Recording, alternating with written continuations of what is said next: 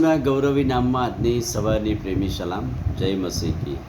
સતામણી પામેલા જીવનો વિશેનો ઉપદેશ આપણે જોતા આવ્યા છે અને સંત પિત્તર પર થયેલી સતામણી વિશેની વાત આજે આપણે જોઈશું. પ્રેરિતોના કૃત્યો 4થો અધ્યાય 1-4 વચન. સંત પિત્તર અને બીજા શિષ્યો પુનરુત્થાનની વાત પ્રગટ કરતા હતા.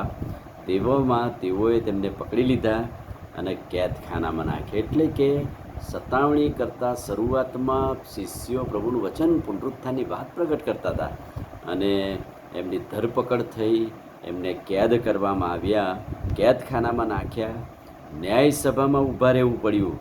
ત્યાં તેમને કોરડા મારી છોડી દીધા. ઈસુનું નામ નહીં લેવાનું એવી આજ્ઞા સખત શબ્દોમાં આજ્ઞા આપી, પણ તેઓ ચંપીને બેઠા નહીં. સતાવણી પછી પણ ઈસુનું નામ તો તેઓ પ્રગટ કરતા રહ્યા. એટલે સંત પિત્તર પર જુદી રીતે સતામણી થઈ એ વાતો આપણે જોઈએ. ત્યાર પછી હેરોદના સમયે સતામણી. હેરોદ રાજાએ કેવી રીતે સતામણી કરી? પ્રેરિતોના કૃત્યો 12મો અધ્યાય અને 4થા વચનથી આગળ. હેરોદ રાજાએ સતામણી શરૂ કરી. યોહાનના ભાઈ યાકૂબને તરવારથી મારી નાખ્યો, પિત્તરને પણ પકડ્યો અને કેદખાનામાં પૂર્યો. પણ મંડળી પિત્તર માટે આગ્રહથી પ્રાર્થના કરતી હતી અને દેવનો દૂત રાત્રે તેની પાસે આવ્યો અને પિત્તરને જગાડ્યો અને કેદખાનાથી બહાર લઈ ગયો. જ્યાં મંડળી એના માટે પ્રાર્થના કરતી હતી એ ઘર સુધી દૂત એને લઈ આવ્યો અને ત્યાર પછી એ છૂટી ગયો. હેરોદના સમયમાં પણ પિત્તરની સતાવણી થઈ અને એને કેદખાનામાં જવું પડ્યું. સતાવણીમાં પિત્તરનો પ્રતિભાવ. સતાવણીમાં એને શું પ્રતિભાવ આપ્યો? પિત્તરે પરીક્ષણો અને સતાવણીમાં અડગ રહી ખ્રિસ્ત પર વિશ્વાસ કર્યો. તેણે વિશ્વાસીઓને પ્રોત્સાહન આપતા આ પ્રમાણે કહ્યું. 1 પિત્તર 4:12-13.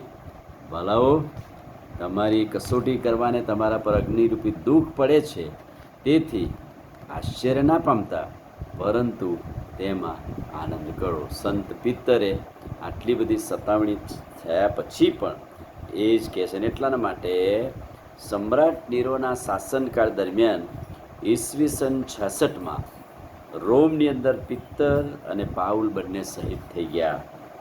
પાઉલનો શિરછેદ કરવામાં આવ્યો અને પિત્તરે એમને વિનંતી કરીને માગણી કરી કે મને વધસ્તંભ પર ઊંધો લટકાવવામાં આવે કે જડવામાં આવે. એમ એનું મરણ થયું.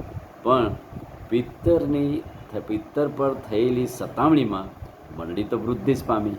મંડળી તો દિન પ્રતિદિન ફળ આપનારી બની, કેમ કે પિત્તરે અંત સુધી પુનરુત્થાનની વાત પ્રગટ કરતો જ રહ્યો, ઈસુનું નામ કહેતો જ રહ્યો. અને એટલાના માટે જ પિત્તર પોતાના પત્રમાં લખતા ખ્રિસ્તી વિશ્વાસીઓને, સતામણી પામેલા લોકોને શું કહે છે?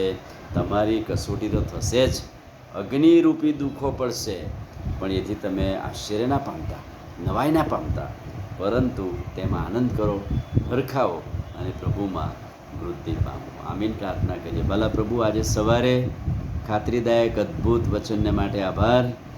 પિત્તરનો નમૂનો અમારા માટે બહુ આશીર્વાદિત છે પ્રભુ. પિત્તર પર સતામણી થઈ, મુશ્કેલીઓ આવી, તકલીફ આવી, પણ એમાં ટકી રહ્યો અને એટલે જ નવા વિશ્વાસીઓને પત્ર લખતા જણાવે છે કે તમે આશ્ચર્ય ના પામતા, પણ દુઃખ ને સંકટ ને મુશ્કેલીઓના સમયમાં ટકી રહો. પ્રભુ, તમારા વચનને માટે આભાર. પ્રાર્થના પ્રભુ ઈસુના નામમાં કરીએ છીએ. સાંભળોને માન્ય કરો. આમીન. God bless you.